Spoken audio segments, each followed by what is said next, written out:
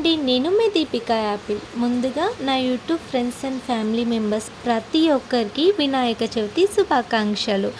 ఈ వినాయక చవితి అయితే మీ జీవితాల్లో కొత్త వెలుగులు తీసుకురావాలని, అలాగే మీరు అనుకున్నది ప్రతిదీ నెరవేరాలి, మీరు మంచి సక్సెస్లో ఉండాలని నేను హార్ట్ఫుల్గా కోరుకుంటున్నాను.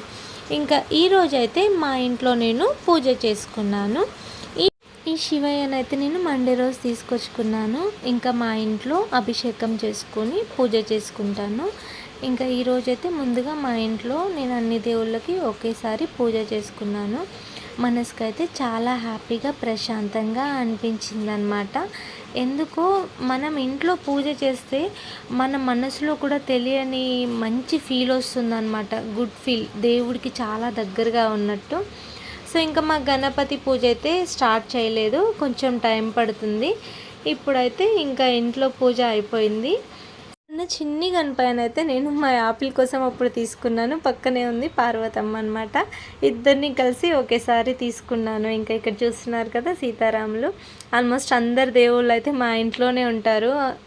అన్నీ నేనైతే ఇష్టంగా తీసుకొని పెట్టుకున్నాను అనమాట. Bye friends.